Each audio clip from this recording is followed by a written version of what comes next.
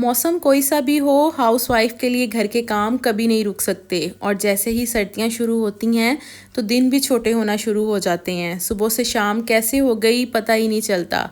इस दौरान ख़वातीन के लिए घर के कामों को मैनेज करना थोड़ा टफ हो जाता है। आज का व्लॉग भी इसी पर है कि आने वाली सर्दी के दिनों में कैसे घर के कामों को पूरा करना है और रात को स्ट्रेस फ्री होकर सोना है। और यहाँ पर जी मैं कर रही हूँ सर्दी के लिए तैयारियाँ, जो कि आज के व्लॉग में आपके साथ शेयर करूँगी। तो चलते हैं आज के व्लॉग की तरफ। अस्सलाम वालेकुम to everyone and welcome back to my channel. कैसे हैं आप सब? आई होप आप सब ठीक होंगे। सर्दी के मौसम में हर हाउसवाइफ की ये कोशिश होती है कि रात होने से पहले पहले मैं अपने घर के सारे काम जल्दी से कंप्लीट कर लूँ। तो घर के काम बहुत सारे होने की वजह से ये काम आप उसी सूरत में मुकम्मल कर सकती हैं जब आप एक रात पहले अपने आधे काम कंप्लीट करके ही सोएं। जिसमें सबसे पहले तो आप अपने किचन को नीट एंड क्लीन करके सोएं। किचन के तमाम बर्तन जो होंगे उन्हें वॉश कर लें। ऑल अराउंड जितनी भी चीज़ें हैं उनको उनकी जगह पर सेट करके अपनी शेल्फ्स को जो है वो अच्छे से क्लीन करें। स्टोव को साफ़ करें। वैसे तो मैं हर मौसम में ही अपने किचन को जो है वो रात को क्लीन करके सोती हूँ और ये आदत होनी चाहिए हर हाउसवाइफ में कि आपने जो है अपना किचन जो है ना एक रात पहले क्लीन करके सोना होता है। लेकिन अगर आप नहीं कर सकती किसी भी काम या किसी भी रीज़न की वजह से, तो आप सर्दियों में ये कोशिश ज़रूर करना कि आपने रात को जो है ना अपना किचन अच्छी तरह से क्लीन करके सोना है, ताकि नेक्स्ट डे आपको किसी किस्म की मुश्किल पेश ना आए।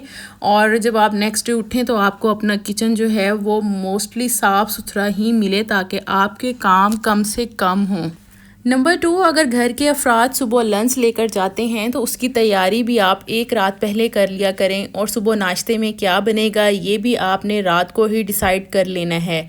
आटा गूंदने वाला है तो रात को ही गूंद कर सोना है। नाश्ते में अगर आपने सुबह ऑमलेट बनाना है तो सब्जियां वगैरह जो हैं वो रात को ही कट करके रख लें, ताकि आपके टाइम की बचत हो सके। क्योंकि सर्दियों की रातें होती हैं लंबी, और अगर आप अगली सुबह के नाश्ते का इंतज़ाम पहले से ही कर लेंगी थोड़ा बहुत, तो यकीन करें कि नेक्स्ट डे आपका बहुत सा टाइम भी बचेगा और आपको बहुत आसानी हो जाएगी। नंबर 3, अगर आप भी वर्किंग वूमेन हैं तो आपने अपने नेक्स्ट डे के खाने की तैयारी एक रात पहले ही करनी है। क्योंकि जब आप जॉब से वापस आएंगी, आपके हस्बैंड बच्चे घर पर आएंगे तो खाने की आपको फ़ौरन से तलब महसूस होगी, क्योंकि भूख बहुत ज़्यादा लगी होती है। तो जब आपके पास खाना पहले से मौजूद होगा तो यकीनन आप आसानी के साथ जो है वो बग़ैर किसी टेंशन के जो है ना वो खाना खा लेंगे। लेकिन अगर आपने आते ही घर का काम करना है, खाना बनाना है, तो इस तरह से आपकी लाइफ जो है ना वो थोड़ी टफ़ हो जाती है। क्योंकि कभी इंसान थका होता है, कभी कोई रीज़न होती है। तो कोशिश करें कि अगर आप घर से बाहर रहती हैं तो नेक्स्ट डे का खाना आपने जो है वो पहले से ही प्रिपेयर करके रखा होना चाहिए। नंबर 4, सर्दी के छोटे दिनों में आपको क्लीनिंग करने में मुश्किल पेश ना आए तो उसके लिए आपने क्या करना है कि एक रात पहले ही अपने घर को सेट करके सोएं। जिस रूम में आपने सोना है ना उस रूम को छोड़कर बाकी तमाम अपने रूम्स, लिविंग एरियाज़, किचन, हर चीज़ को जो है ना वो साफ़ करके हर चीज़ को उसकी जगह पर सेट और ऑर्गेनाइज़ करके जो है ना आप सोएं। यकीन करें आपको इससे इतनी आसानी होगी ना कि आप नेक्स्ट डे जब अपने घर की क्लीनिंग करने लगेंगी तो आपको जो है वो चीज़ें उठाने में, हर चीज़ को उनकी जगह पर रखने में टाइम नहीं लगेगा। आप जल्दी जल्दी से जो है वो क्लीनिंग कर लेंगे और आपका काम कंप्लीट हो जाएगा। सिर्फ इस वजह से कि अगर आप एक रात पहले थोड़ी सी हिम्मत करके सभी चीज़ों को उनकी जगह पर सेट कर देती हैं। और ये मेरा पर्सनल एक्सपीरियंस भी है कि मैंने जब भी रात को अपने घर की तमाम चीज़ें सेट करके हर चीज़ को जो है उसकी जगह पर तरतीब देकर जब मैं रख देती हूँ ना, तो नेक्स्ट डे मुझे इतना अच्छा लगता है। एक तो घर भी साफ़ सुथरा लग रहा होता है और दूसरा जो है वो क्लीनिंग करने में मुझे बिल्कुल भी मुश्किल पेश नहीं आ रही होती। नंबर 5 है जी, अगर आपके बच्चों ने सुबह स्कूल जाना है और आपके हस्बैंड ने ऑफिस जाना है तो कपड़े आप जो है ना वो एक रात पहले ही प्रेस करें।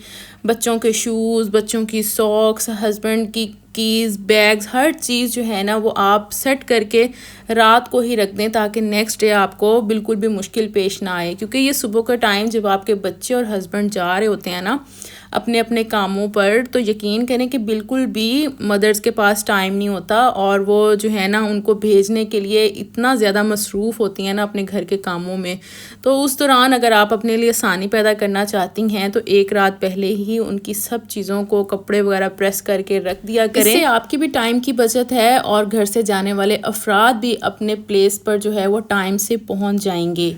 नंबर 5, सर्दी में बहुत से लोगों की ना ये कंप्लेन होती है कि सर्दी में काम करने का दिल नहीं करता, जहाँ बैठो वहीं सर्दी महसूस होती है और घर के काम है कि ख़त्म होने का नाम ही नहीं लेते। तो ज़ाहिर सी बात है, जब तक सर्दी रहेगी वो भी ज़ोरों शोर से पड़ेगी और आपके घर के काम भी ख़त्म नहीं होंगे। आप चाहे जितना मर्ज़ी रेस्ट कर लें या फिर जितना मर्ज़ी इस मौसम में सुस्ती दिखा दें।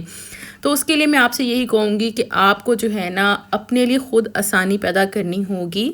सर्दी के मौसम में जो है वो इस तरह के फूड्स का इस्तेमाल करें कि आपको जो है वो ज़्यादा से ज़्यादा सर्दी फ़ील ना हो। लाइक चाय का इस्तेमाल करें, सूप का इस्तेमाल करें और इसके अलावा एग बॉयल करके खाएं और जो नट्स वगैरह होते हैं ना सर्दियों में उसका इस्तेमाल करें, जिससे आपको सर्दी कम से कम लगे। और अपने माइंड में जो है ना इस चीज़ को बिल्कुल ना बिठाएं कि सर्दी है तो मैं कुछ कर नहीं सकती या सर्दी की वजह से जो है ना मेरे से काम नहीं होता। सर्दी में ख़ुद को कवर करके रखना बहुत ज़रूरी है। अगर आप मुख्तलिफ़ बीमारियों से बचना चाहते हैं, अपने आप को कवर करें, डबल कपड़ों का इस्तेमाल करें ताकि जिस्म जो है वो आपका सर्दी से बच सके। पाँव वगैरह में सॉक्स पहने और अपने सर को लाजमी तौर पर कवर करें, क्योंकि जब सर्दियों में हवा लगती है ना तो फिर नज़ला ज़ुकाम और इस तरह से बहुत सारी जो है ना वो बीमारियाँ लग जाती हैं, जिसकी वजह से और भी ज़्यादा जो है ना आपको परेशानी होती है। एक हाउसवाइफ जिसने अपने पूरे घर को संभालना होता है तो उसके लिए जो है ना ठीक रहना बहुत ज़्यादा ज़रूरी है। पानी वाला काम जब भी करें उसके बाद जो है कोशिश करें कि सॉक्स वगैरह आपने लाजमी पहन लेनी है और कोई ऐसी चाय या सूप वगैरह का इस्तेमाल करना है जो आपको सर्दी से बचा सके। और यहाँ पर जी मैं अपनी जो है ना रज़ाइयाँ वगैरह इनको कर रही हूँ वॉश, क्योंकि जब भी सर्दी का मौसम स्टार्ट होता है ना तो ये कवर्स वगैरह उतार कर मैं इनको धो लेती हूँ। वैसे तो मैं जैसे ही सर्दियाँ ख़त्म होती हैं तब ये काम कर लेती हूँ, लेकिन पिछले साल मुझे टाइम नहीं मिला जिसकी वजह से मैंने ऐसे ही स्टोर में जो है वो रज़ाइयाँ रख दी थी। और अब जो है ना मैं इनको उतारूँगी, सबसे पहले इनका कवर और उसके बाद इनको वॉश करूँगी और फिर उसके बाद जो है दोबारा से इनको कवर करूँगी ताकि जैसे ही सर्दी आए तो रज़ाइयाँ वगैरह जो है वो रेडी। और जी नंबर 7, सब चीज़ों के बाद एक इम्पॉर्टेंट काम कि सर्दियों में अपनी स्किन केयर जो है वो लाजमी तौर पर करें। बहुत सारी ख़वातीन स्किन केयर को भूल जाती हैं, क्योंकि सर्दी में एक तो हमारी जो है वो एड़ियाँ बहुत ज़्यादा फटती हैं, क्योंकि पानी वगैरह का काम करने के बाद जो है वो पाँव बहुत ज़्यादा ड्राई हो जाते हैं और एड़ियाँ जो हैं वो फटना शुरू हो जाती हैं। उनका आपने ख़ास ख्याल रखना है।